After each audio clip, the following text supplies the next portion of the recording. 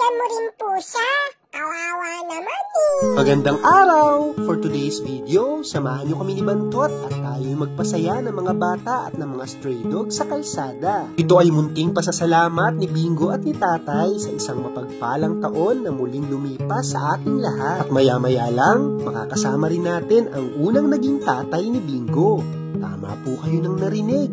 Merong unang naging tatay si Bantot. At matapos nga nating mabili at mailuto ang lahat ng mga gagamitin natin, Tatay, let's go na po. Ready na ako.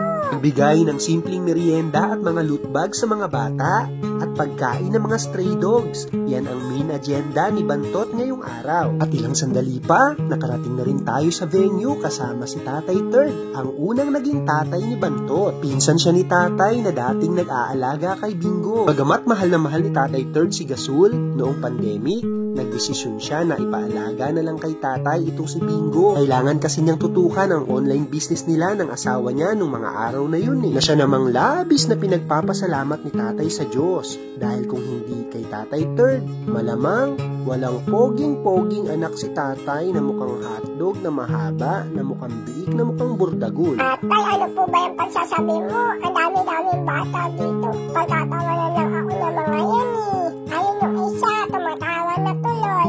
Ay, tawa ka ng tawa. Ikaw nga, sipunin eh. Shh, Bingo anak, huwag kang mang-away.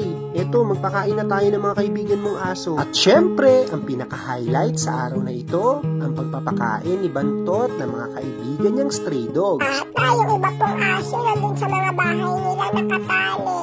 Padalan mo na lang po ng pagkain, please. Oo naman, para sa kanilang lahat talaga to anak. At saka alam mo ba, merong good news si Tatay. Ano po yung good news, Tatay? Kung loloobin ng Diyos anak, taon-taon na natin gagawin itong nakaschedule na feeding program para sa mga stray dogs. Yay! Salamat po, Tatay. I love you. Bagamat matagal-tagal na rin ginagawa ni Tatay at ni Nanay ang mga ganitong simpleng pagpapakain sa mga stray dogs sa daan, iba pa rin pagka inorganize na taon-taon para sa mas maraming bilang ng mga mapapakain ni Bantot. Salamat, Tatay Ted. Buti na lang po, andito ka. Kung hindi, gahol-gahol na naman si Tatay magsandok-sandok.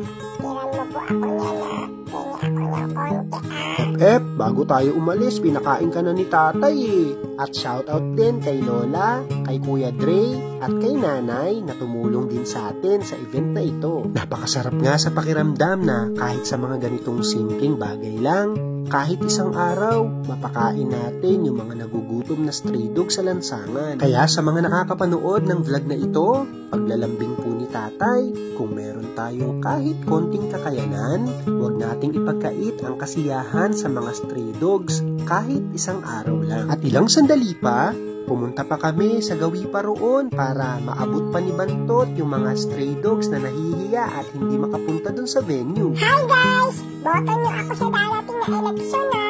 Pag ako naging mayor, lahat ng aso sa loob ng bahay.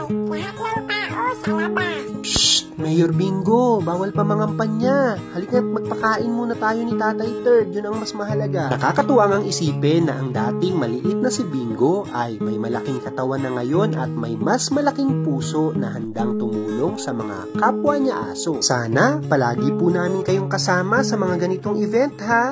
Uwi, ana. Ubos na ang pagkain. Uwi, ana. Ako naman ang kakain. Uwi, ana. O paano? Hanggang dito na lang po muna ha.